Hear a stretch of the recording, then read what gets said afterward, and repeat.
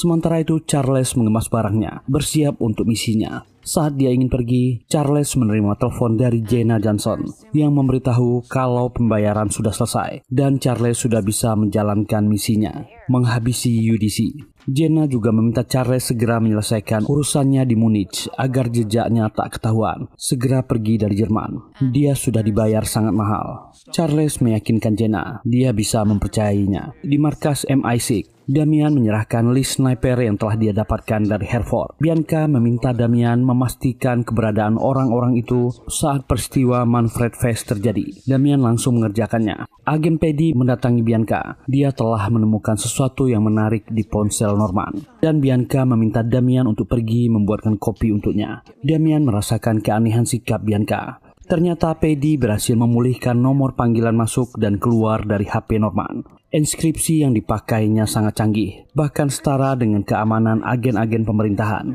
Norman juga sudah menghapus data-data yang ada di HP-nya dari jarak jauh. Tapi ada satu panggilan yang berhasil Paddy temukan saat peristiwa Manfred Fest. Sebuah panggilan dari nama De Jackal. Dan Bianca mulai mencari tahu siapa De Jackal. Elias pun datang menghadiri pemakaman ayahnya. Dia tak disambut baik oleh keluarganya, bahkan oleh ibu dan saudarinya. Mereka hanya mementingkan pembagian warisan yang ditinggalkan oleh ayahnya. Dan Elias sangat kesal. Bodyguardnya pun melapor, mereka akan segera pergi. Dan Elias meminta untuk pergi terpisah dengan saudarinya. Sebelum berangkat, para bodyguard dan keamanan lainnya mengecek lebih dulu area sekitar. Belajar dari kesalahan sebelumnya. Elias masuk ke mobilnya. Para pengawalnya akan mengikuti dari belakang. Iring-iringan mobil berjalan teratur. Tapi Charles berhasil menyamar masuk sebagai supirnya. Selama perjalanan, Charles mengajak Elias untuk bicara soal cederanya. Tak disambut baik oleh Elias. Charles masih terus mengajaknya bicara. Elias mulai kesal, bertanya siapa dirinya. Dan Charles menjawab. Charles dengan cepat menghabisi bodyguard di sebelah. Memacu mobil itu memisahkan diri dari rombongan. Rombongan yang lain mengejar.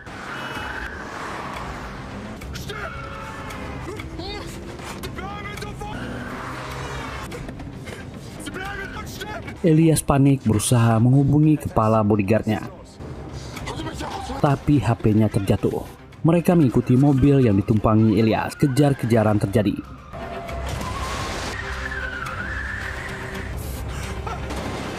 Dia sangat santai. Bahkan ketika ditembaki. Dengan sedikit trik, Charles berhasil kabur dari kejaran mereka.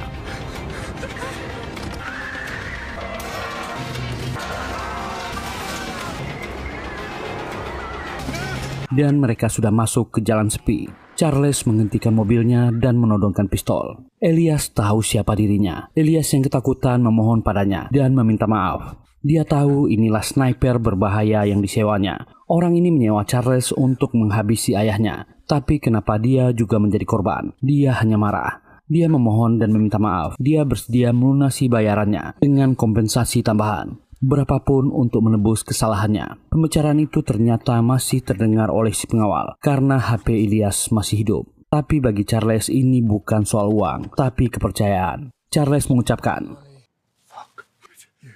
dan menembaknya. Lalu dia keluar dari mobil, mengganti penyamarannya dan akan pergi dari TKP. Kembali meninggalkan bom di sana untuk menghilangkan jejak. Para pengawal sampai dan mobil itu meledak. Saat dia berjalan pergi, dia menerima notifikasi keamanan di HP-nya. Ada yang telah masuk ke ruang rahasianya di Spanyol. Sementara itu Bianca kembali menerima pesan dari Sparrow yang berkata dia akan membantunya. Nuria dan keluarganya berhasil membobol ruang rahasia Charles.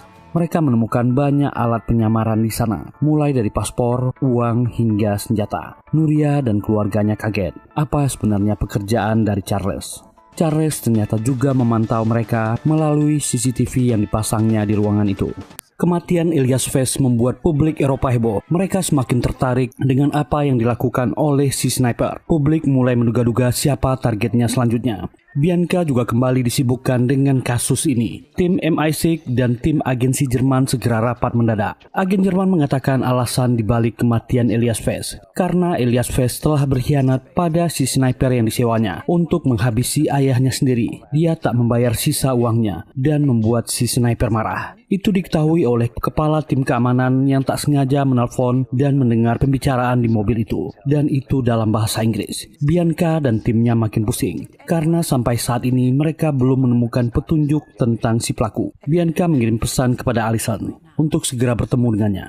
Sementara itu, Charles sudah berada di Metz, Prancis. Charles masih terus memikirkan ruang persembunyiannya yang telah terbongkar oleh Nuria dan keluarganya. Apa alasan yang harus dibuatnya? Membuatnya kehilangan konsentrasi dan menabrak mobil ekspedisi yang ada di depannya.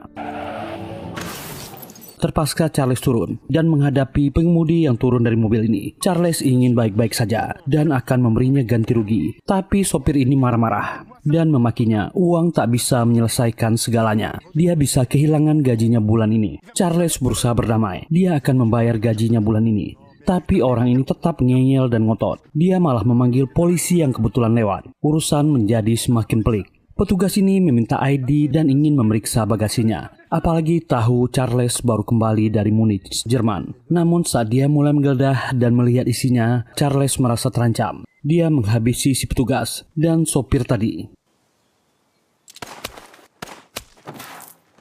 Dan tentunya Charles menghilangkan jejaknya dengan membuat polisi dan sopir itu saling baku tembak. Untunglah jalanan sangat sepi. Sopir yang sial, dia harusnya berdamai dengan Charles tadi. Lalu Charles segera pergi dari sana, melanjutkan perjalanannya. Ozzy kembali mengajak Bianca bertemu secara rahasia. Dia mendapatkan informasi dari teman Amerikanya saat temannya menguping sebuah pembicaraan rahasia. Pesan itu berbunyi, harga Rodin telah disepakati, uang muka telah dibayarkan, Jekyll sedang dalam perjalanan. Bianca menduga ada yang menyewa Jekyll lagi untuk sebuah misi. Mereka harus tahu siapa yang dimaksud dengan Rodin di pesan itu. Bianca bertanya pada Ozzy, bagaimana temannya bisa tahu tentang pesan itu. Ternyata teman Amerikanya itu juga merahasiakan. Ozzy meminta Bianca untuk fokus pada pencariannya, lalu pergi.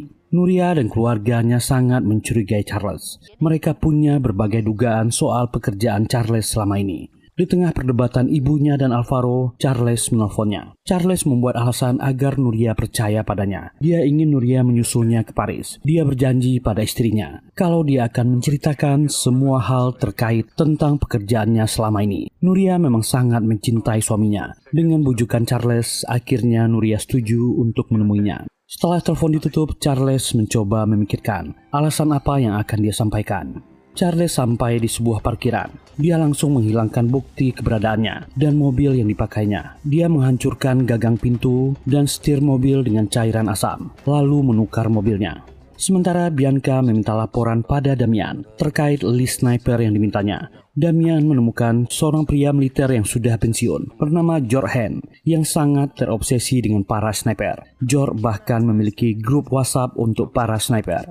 Damian berencana untuk datang menemui George dan menanyakan detail soal sniper yang pernah dikenalnya. Tapi Bianca mencegahnya, memilih untuk menemui George secara langsung. Damian yang merasa dicurigai tak terima. Mengapa sarannya ditolak? Damian meyakinkan dia bukan mata-mata. Semua orang di kantor membicarakannya. Tapi Bianca tetap pada pendiriannya dan memerintahkan Damian untuk mengawasi ponsel Sparrow, lalu pergi meninggalkannya. Bianca pun pergi menemui George seorang diri. Orang ini membuka pintu, tak menduga kalau MI6 yang ditemuinya adalah seorang wanita. George banyak bicara soal sniper yang sedang dia cari. Dia sangat yakin 100% kalau sniper itu berasal dari kemiliteran Inggris. George bahkan masih tak percaya dengan jarak tembakan yang dilakukan oleh sniper yang menghabisi Manfred Vest. 3.815 meter. Itu hampir sama dengan 2 mil. Itu sangat jauh. Butuh waktu 6-7 detik agar pelurunya sampai. Bayangkan jika targetnya bergerak sedikit saja dan itu akan meleset. Dia adalah sniper yang menembak dan bisa membaca masa depan. George mengaku dia adalah yang terbaik di masanya. Tapi di masa jayanya, dia juga tak bisa menembak dalam jarak 2 mil.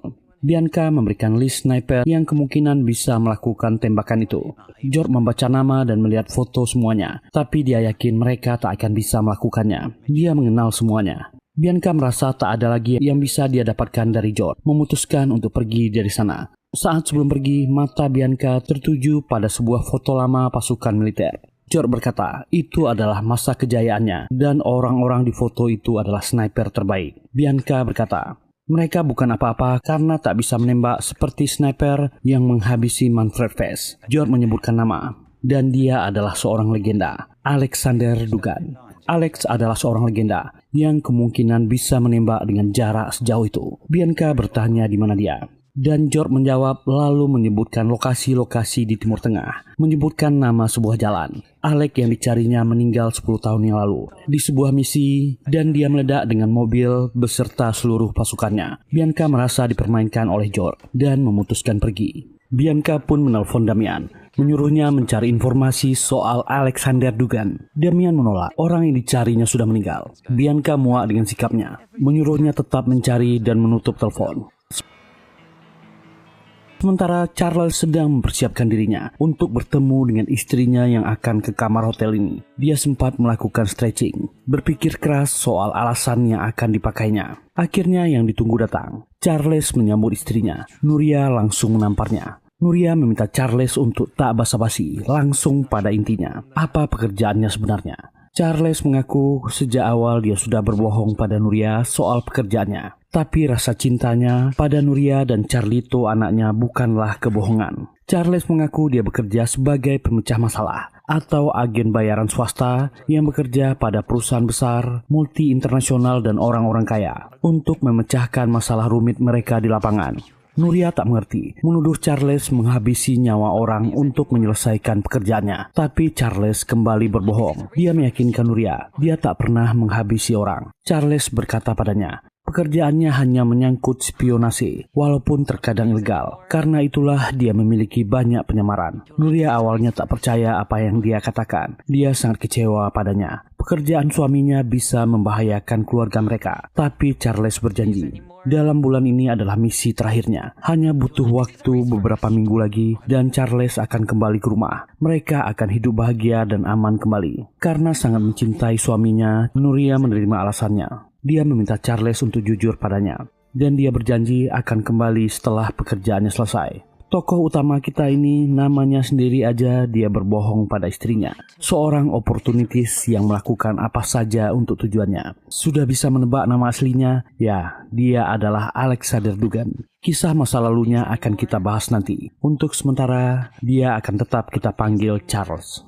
New York, Amerika. Inilah para konglomerat biliuner di Amerika yang punya ratusan perusahaan. Tim yang merekrut jasa dijakal. Pak tua kaya ini bernama Timothy Wirtop. Dia khawatir dengan tindakan jakal belakangan ini. Apalagi dia baru saja menghabisi Elias West. Tapi Jenna meyakinkan mereka tak akan bisa mencari orang yang lebih baik dari Dejakal. Deadline sudah dekat. Seorang wanita bernama Leonora Box datang dan memberitahu Dejakal menghabisi Elias karena tak membayar sisa uangnya setelah misi untuk menghabisi ayahnya sendiri. Timothy ternyata menyukai karakter Jakal dan yakin pekerjaan ini cocok padanya. Walaupun bos besar yang bernama Doug Wojek kurang setuju, dia terpaksa ikut. Timothy meminta Jenna untuk terus dekat dengan Dejakal. Awasi terus dia.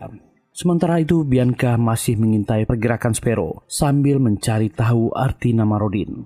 Sementara itu Larry masih bersama Allison di hotel. Larry kecewa dengan pengkhianatan istrinya dan dia sudah menghabisi istrinya. Dia terpaksa melakukan ini. Allison membahayakan hidupnya dan kakaknya Norman, dan anak mereka telah meninggal. Lalu Larry mengambil ponsel Allison, mengirimkan pesan ke Bianca, mengajaknya bertemu di bawah kanal tempat mereka biasa bertemu. Bianca pergi seorang diri, dan ternyata yang ditemuinya di sana adalah Larry. Orang ini langsung menyerangnya.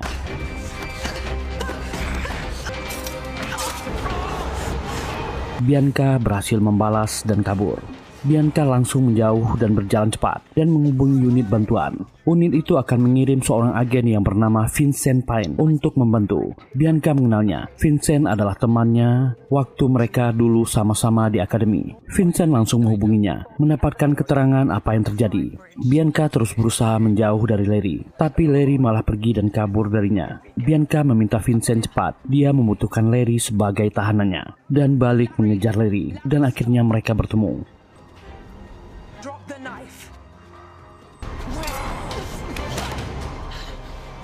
Dan unit yang membantu Bianca juga sampai di lokasi. Mereka sudah mengepung Larry. Dan yang tak disangka, orang ini melompat ke kapal yang lewat dan kabur ke seberang. Orang ini lolos. Bianca dan timnya memutuskan untuk menggerebek hotel tempat mereka menginap. Mereka menemukan tubuh Allison yang sudah tak bernyawa. Bianca sedang mengobati lukanya. Vincent berkata padanya, meyakinkannya kalau mereka akan segera menemukan Larry. Setelah pengobatannya selesai, Vincent memberikan pistol pada Bianca untuk jaga-jaga. Bianca kembali ke rumahnya. Keesokan harinya, Isabel meminta Bianca untuk melaporkan update soal kasus Manfred Vez. Tapi Bianca mengaku mereka belum mendapatkan kemajuan. Isabel sangat kecewa dengannya, padahal dia yang meminta kasus ini. Bianca meminta bantuan pada bosnya, rekrut Vincent Pine ke MI6. Orang itu satu akademi dengannya dan pernah di unit taktis dan CIA. Dia agen yang dapat diandalkan. Akhirnya Isabel setuju, tapi Isabel memintanya berjanji untuk update laporan padanya setiap hari. Bianca pun setuju. Dalam pelariannya, Larry kembali menghubungi kakaknya Norman untuk meminta bantuannya. Temukan sebuah alamat. Norman menjawab dia akan membantu adiknya.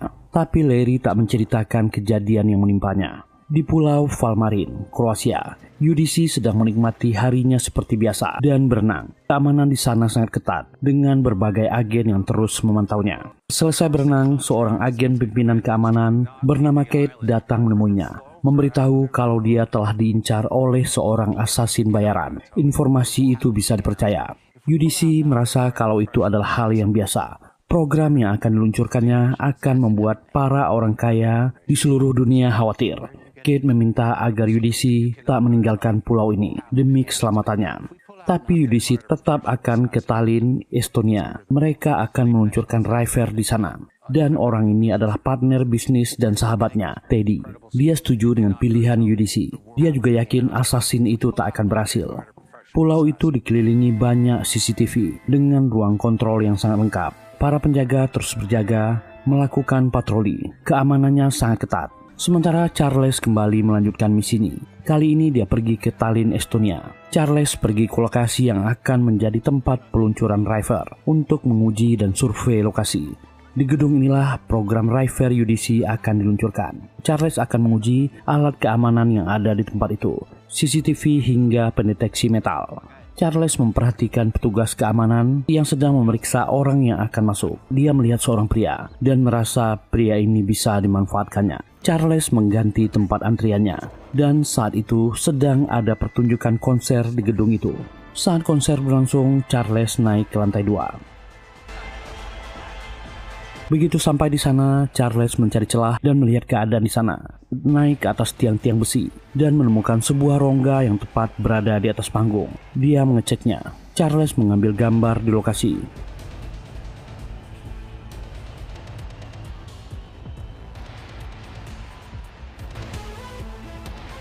Dan ternyata operator mengaktifkan rongga itu lebih lebar, membuatnya jatuh dan hampir ketahuan. Charles bergantung di atas kabel, ponselnya jatuh. Dia susah payah untuk naik lagi.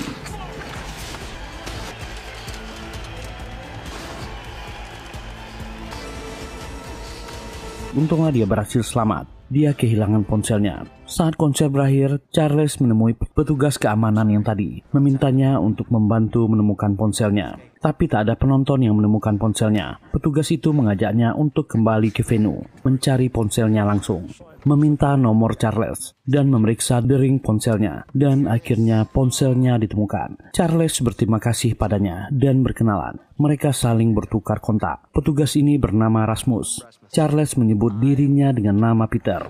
Dan saat dia kembali ke hotel, Jenna sudah menunggunya di dalam. Dia tak menyangka Jenna bisa menemukannya. Entah kenapa Charles merasa percaya dengan wanita kliennya ini.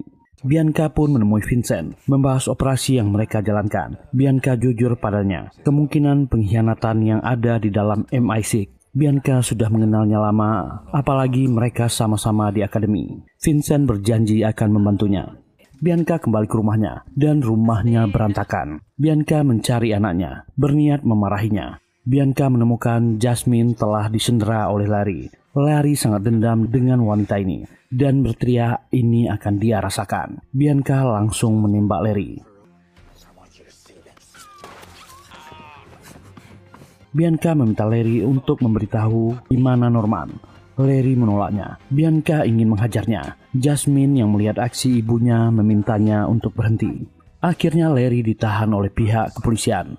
Jasmine masih terkejut dengan apa yang dialaminya. Bertanya pada Bianca, Orang itu berkata Bianca telah menghabisi putrinya. Apa dia melakukannya? Dengan tenang Bianca menjawab dia tak pernah melakukannya.